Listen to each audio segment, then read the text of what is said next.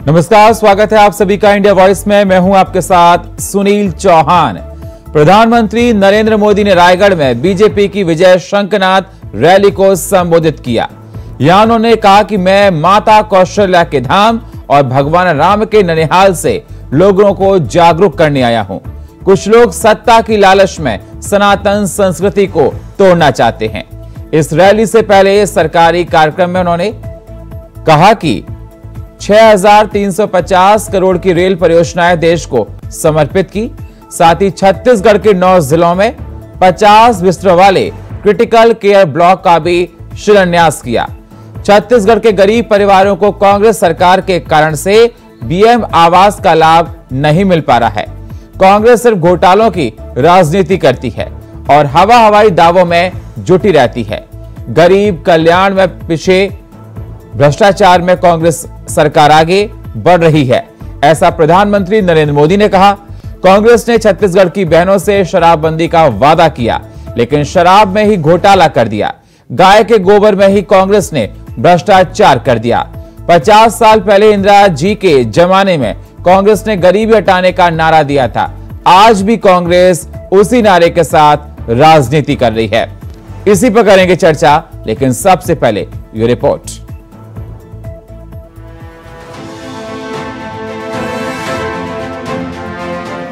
विधानसभा चुनाव के 2 महीने पहले छत्तीसगढ़ में प्रधानमंत्री नरेंद्र मोदी की दूसरी बड़ी सभा आज आयोजित हो चुकी है।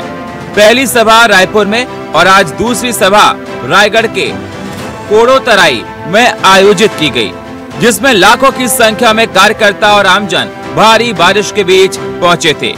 यहां से प्रधानमंत्री नरेंद्र मोदी ने रेल परियोजनाओं और स्वास्थ्य सेवाओं की प्रदेश वासियों को सौगात दी, जिसके बाद प्रधानमंत्री की अगुवाई में भारतीय जनता पार्टी की विजयी शंखनाद रैली आयोजित की गई, जिसमें लाखों की संख्या में कार्यकर्ताओं और आम जनों का हुजूम लगा हुआ था।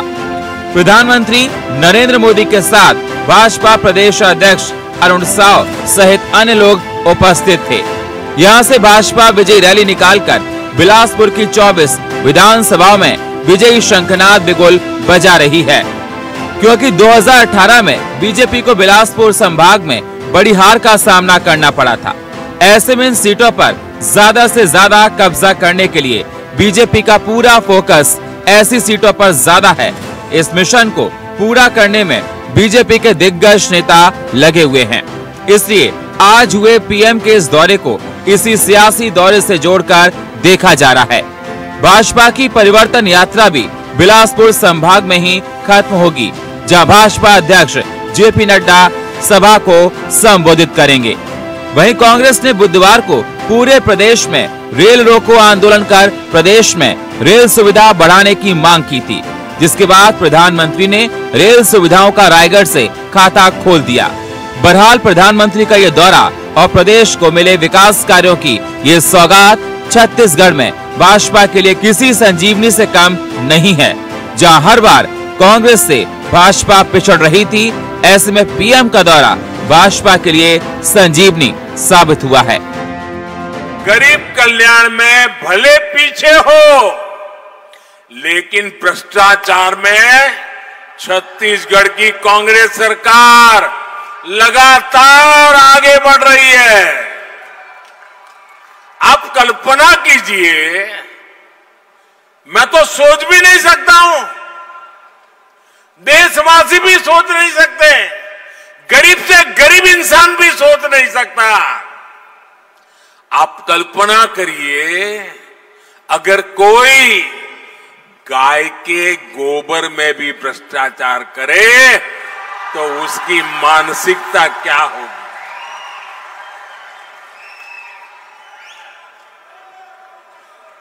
छत्तीसगढ़ की बहनों से वादा तो किया था शराबबंदी का,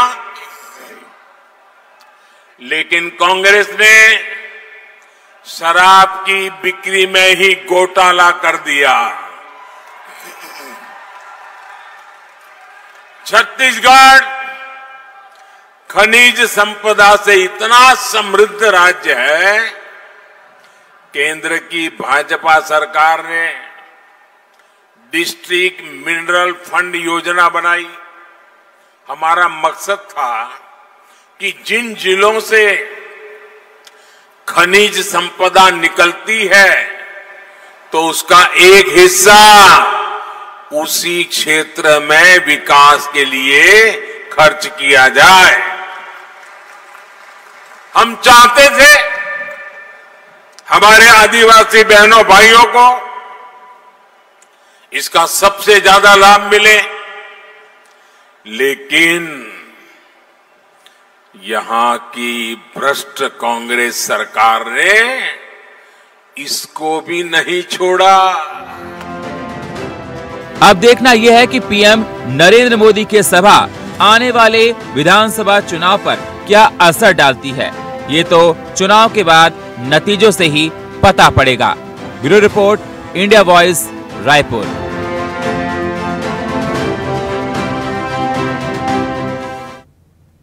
तो प्रधानमंत्री नरेंद्र मोदी ने अपनी सभा में जमकर कांग्रेस को घेरा और भूपेश बघेल की सरकार पर तमाम सवाल किए। चर्चा करने के लिए हमारे साथ जुड़ चुके हैं रवि ग्वालनी, प्रवक्ता कांग्रेस के हमारे साथ जुड़ चुके हैं, सौरभ सिंह जागृत बीजेपी प्रवक्ता हमारे साथ जुड़ चुके हैं, के शर्मा वरिष्ठ पत्रकार हमारे साथ जुड़ चुके हैं। सभी मेहमानों का स्वागत है चर्चा करने के लिए। सबसे पहले रवि जी, मैं आपके पास आना चाहूंगा। रवि जी, प्रधानमंत्री नरेंद्र मोदी ने अपने संबोधन में भूपेश बघेल पर तमाम सवाल खड़े किए। उन्होंने कहा कि गाय के गोबर तक को भ्रष्टाचार के नहीं छोड़ा, उस पर भी जमकर भ्रष्टाचार किया। शराब घोटाले को लेकर कहा कि आप शराबबंदी की बात करते थे, शराब में ही आपने घोटाला किया।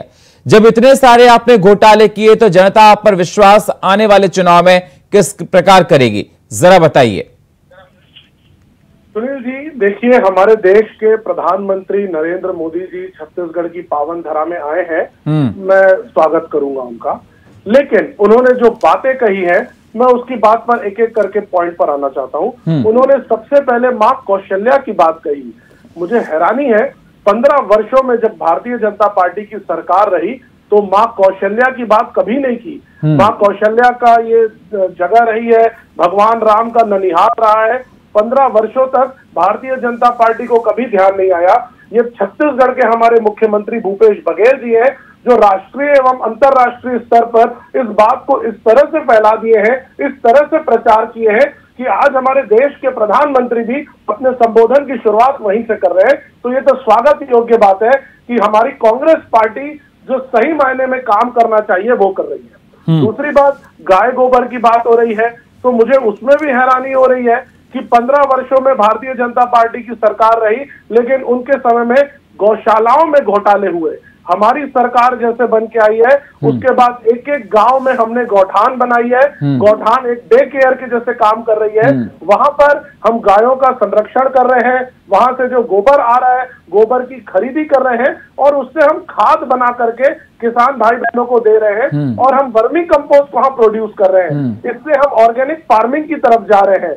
भारतीय जनता पार्टी को ये नहीं दिख रहा है कि हम आने वाले भविष्य के बारे में सोच रहे हैं कि अगर खेती अच्छी रहेगी, अगर कम पेस्टिसाइड्स का यूज होगा तो कहीं ना कहीं इससे हेल्थ में इफेक्ट आएगा।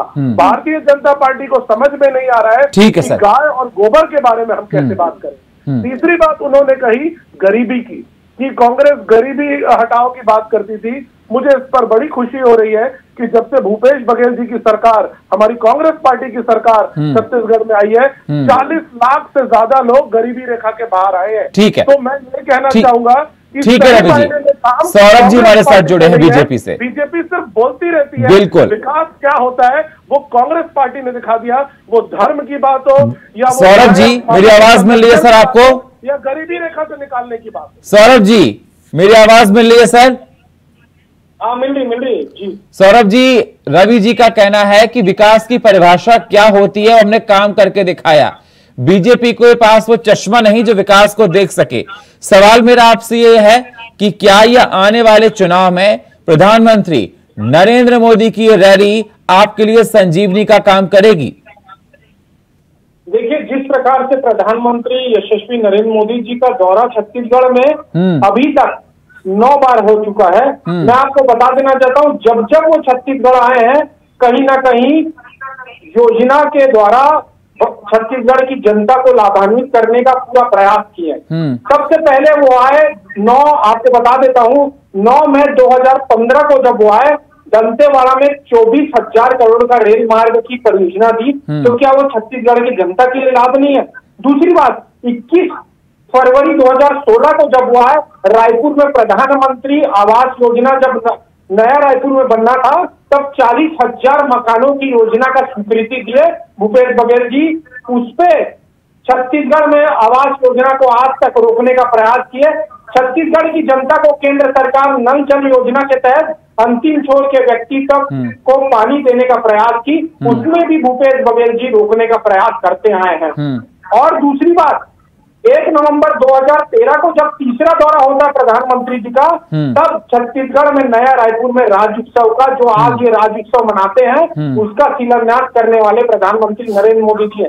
चाहे वो आयुष्मान भारत की बात हो, चाहे ग्राम विकास योजना की बात हो, तमाम विकास योजना केंद्र सरकार छत्तीसगढ़ को देते आई है और छत्तीसगढ़ की जनता लाभान्वित। लेकिन सौरभ जी लगातार भूपेश बघेल और कांग्रेस के कार्यकर्ता यही कहते हैं, नेता कहते हैं कि केंद्र सरकार छत्तीसगढ़ के साथ सौतेला व्यवहार करती है। अभी भी रवि जी का यही कहना है। देखिए, सौतेला व्यवहार तो भूपेश बघेल जी जनता के साथ खुद कह रहे हैं। पिछले बार जब नरेंद्र मोदी जी आए थे तो वही शासकीय कार्यक्रम में नरेंद्र मोदी जी भी उपस्थित थे।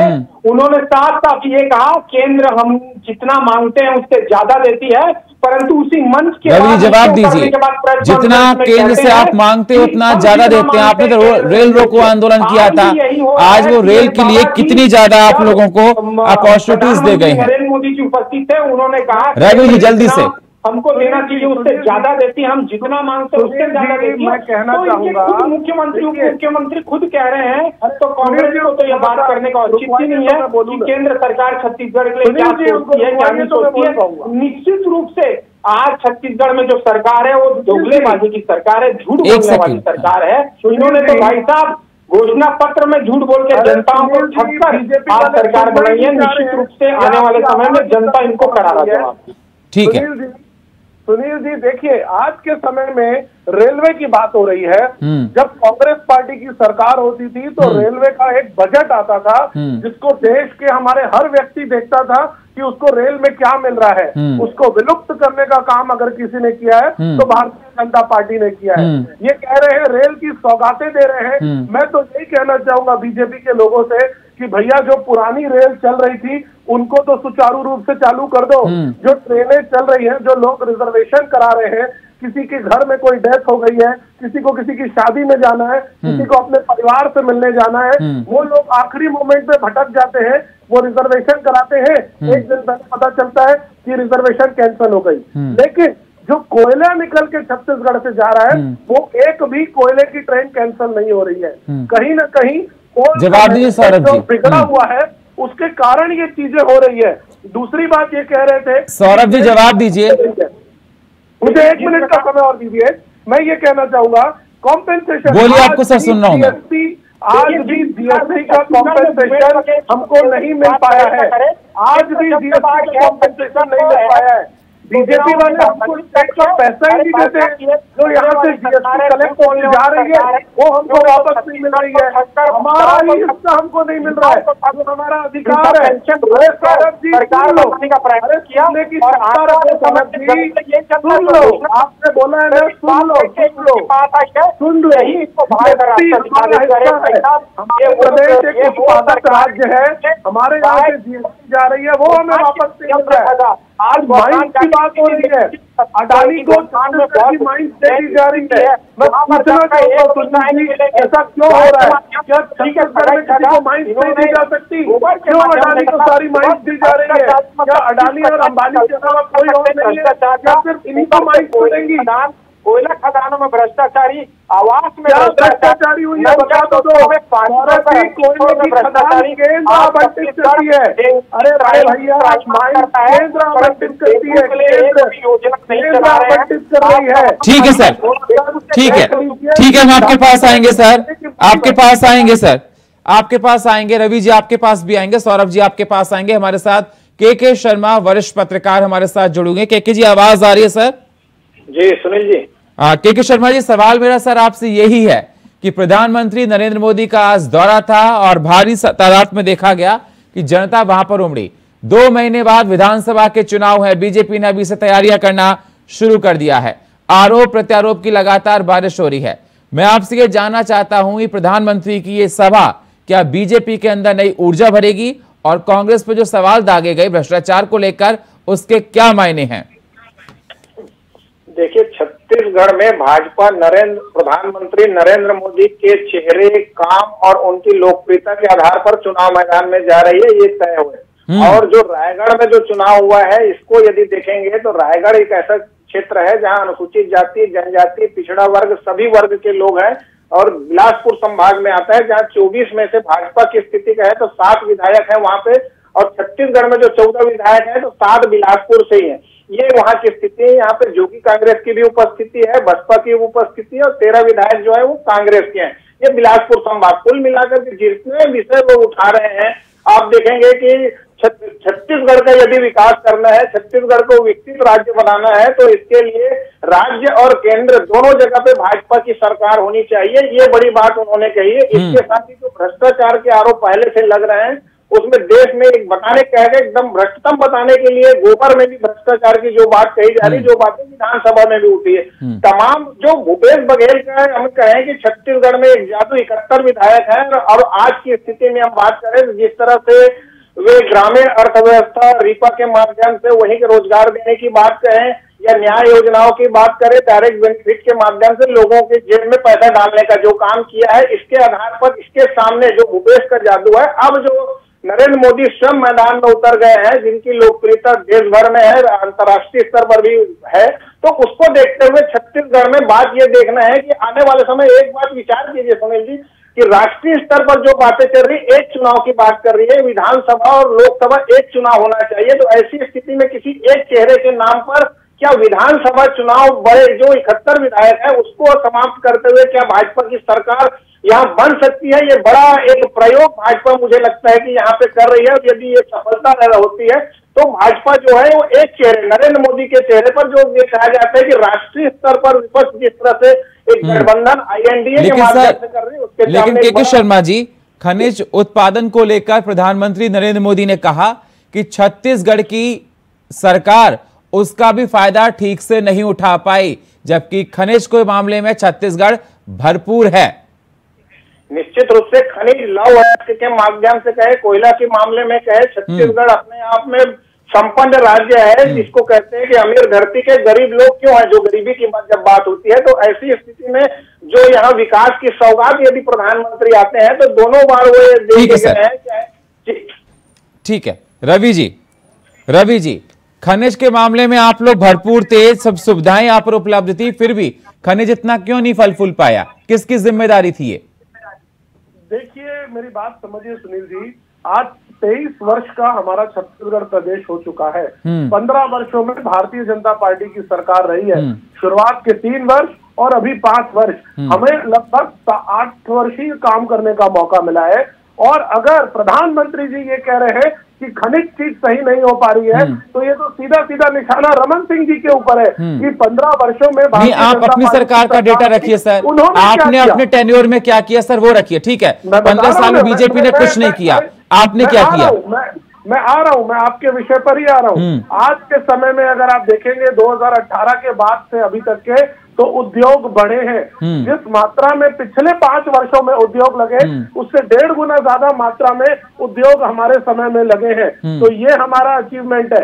आज के समय में अगर जो कोयला हमारे यहाँ से निकल रहा है, उस कोयले से पूरे देश में बिजली की पूर्ति हो रही है, ये हमारा अचीवमेंट है कि इससे सबसे ज्यादा सेक्रीफाइस अगर कोई कर रहा है तो प्रदेश जनता कर रही है। यहाँ से पूरे देश में बिजली चल रही है। जी बात रखिए अपनी सर, मुझे बताइए, हमारे प्रदेश से पूरे देश में बिजली जा रही है, 7 राज्यों में बिजली के लिए कोयला यहाँ से जा रहा है, और भी दूर दराज तक कोयला यहाँ से जा रहा है। मैं तो ये नहीं समझ पा रहा हूँ कि बीजेपी वाले क्यों नहीं समझ रहे हैं कि उनके समय में 15 वर्षों में कुछ नहीं हुआ। आज बिजली की खपत भी हमारे प्रदेश में बढ़ी है। अगर बिजली की खपत बढ़ती है इसका मतलब ठीक है रवि निगरानी जनता सही डायरेक्शन जेल के अंदर बिजली हो, जितने भी खनिज संपदा हो, सब सही चीज से काम कांग्रेस पार्टी कर रही है। 15 वर्षों में बीजेपी बताए उन्होंने क्या किया रही है, समझ रही है। अरे ठीक है रवि जी, ठीक है रवि जी, ठीक है रवि जी। सौरभ जी जल्दी से डिबेट की मर्यादा समझे, बीच में कभी नहीं बोला जाता है। भारतीय जनता पार्टी को तो डिबेट की मर्यादा तक नहीं आती है। कांग्रेस को सौरभ जी को पहले सिखाइए डिबेट कैसे होती है। तो उन्होंने अरे सौरभ जी डिबेट कैसे होती है योजना के माध्यम से बीच में इंटरप्ट नहीं किया जाता है। परियोजना के माध्यम से, परियोजना के माध्यम से रसोई गैस पर भी थोड़ी बात करनी है। एक सेकंड रवि जी आपके पास आ रहे हैं, एक सेकंड रवि जी आपके पास आ रहे हैं। करने का भी प्रधानमंत्री नरेंद्र मोदी जी ने स्वास्थ्य के अंतिम छोर के व्यक्ति तक प्रदान करने का प्रयास किया है, चाहे स्वास्थ्य के क्षेत्र में हो, चाहे ट्रांसपोर्टेशन के क्षेत्र में हो, चाहे शिक्षा के क्षेत्र में हो। आज केंद्र सरकार हो तो वो सिर्फ और सिर्फ मोदी सरकार है, जो छत्तीसगढ़ की जनता हो, भारत की जनता हो, इसीलिए विश्व पटल पर आज नरेंद्र मोदी जी खड़े हैं। इनके राहुल गांधी जी, इनके खड़गे जी, इनके सोनिया गांधी जी कहाँ खड़े हैं विश्व पटल पर? ये तो सब कुंभकर्ण जैसे सो रहे हैं। यदि ऐसा रहता तो छत्तीसगढ़ में आज जिस प्रकार से त्राइमाम डेंगू के लिए मरीज दर बदर भटक रहे हैं, मृत्यु दर बढ़ते जा रहा है, रेप केस बढ़ रहा है, तमाम घोटाले हो रहे हैं, तो इनके नेता कहाँ सोए हुए हैं? सीएम का चेहरा कौन है? किसके नेतृत्व में चुनाव लड़ रहे हैं? छत्तीसगढ़ की जनता देख रही है कि भारतीय जनता पार्टी का विचार हमेशा से रहता है कि तमाम एक एक कार्यकर्ता सीएम का चेहरा रहता है। भूपेश बघेल जी को हराने के लिए, भूपेश बघेल जी को हराने के लिए विजय बघेल जी वहां पर जा चुके हैं। हम 21 विधानसभा सीटों में आज कांग्रेस से आगे हो चुके हैं। 21 विधानसभा प्रत्याशी हमारे घोषित हो चुके हैं, जो जमीनी तौर पर वास्तविकता कांग्रेस को दिखाने के लिए जा चुके हैं। और निश्चित रूप से आज हम इस विधानसभा में भारतीय जनता पार्टी ठीक है रवि जी। सौरभ जी, रवि जी, प्रधानमंत्री नरेंद्र मोदी का यह कहना है कि केंद्र की सरकार की तरफ से जो भी योजनाएं भेजी जाती हैं, भूपेश बघेल वो योजनाएं जन जन तक ठीक से नहीं पहुंचाते हैं। क्या भेज रहे हैं पहले ये तो बताएं। हमारा जीएसटी का पैसा आवास योजना को लेकर कहा सर, मैं इस तरह से डिबेट नहीं कर सकता हूँ सुनील जी। इनको बोलिए ये बीच में इंटरप्ट। आप बोलिए सर, बोलिए रवि जी बोलिए। इनको इंटरप्शन बंद कराइए आप। आज के समय में केंद्र हमारे छत्तीसगढ़ से सौतेला व्यवहार कर रहा है। हमें हमारे अधिकार का पैसा तक नहीं मिलता है। आवासीय को लेकर बताइए ना सर, जो आवास उन्होंने भेजे थे वो हमें पूरी नहीं मिल रही है। जीएसटी का पैसा वो हमें पूरा नहीं मिल रहा है। प्रधानमंत्री आवास योजना की बात चल रही है, उसका पैसा तक तो देते नहीं है। हम अगर धान खरीदी 2500 में करते हैं तो केंद्र बोलती है कि आप ज्यादा में नहीं खरीद सकते। ठीक है, आज के समय में हर तरीके से सौतेला व्यवहार। ठीक है रवि जी, सौरभ जी थोड़ा सा ठीक है, आकर के धरातल पर टेबल पर बैठ के अच्छे से चीजों को सेटल तो करें। ठीक है, इनको तो ठीक है रवि जी, ठीक है। सौरभ जी देखिए, धान समर्थन मूल्य 2400 केंद्र सरकार दे रही है। आवास योजना केंद्र सरकार दे रही है। नल जल योजना में लोगों को पानी देने का प्रयास। एक सेकंड रवि जी, एक सेकंड सर, रवि जी एक सेकंड सर। छत्तीसगढ़ को तो तमाम योजना केंद्र सरकार भेज रही है। आज सबको मालूम है आवास कौन दे रहा है, नल कौन दे रहा है। आयुष्मान कार्ड के तहत जो आवास जितनी तमाम सुविधाएं थी तो केंद्र देती थी। आज वो तमाम सुविधाओं। एक सेकंड रवि जी, एक सेकंड सर। जनता के साथ सौतेला व्यवहार कर रहे हैं। अरे साक्ष्य दे दो, 2400 रुपए कहाँ है धान का समर्थन मूल्य?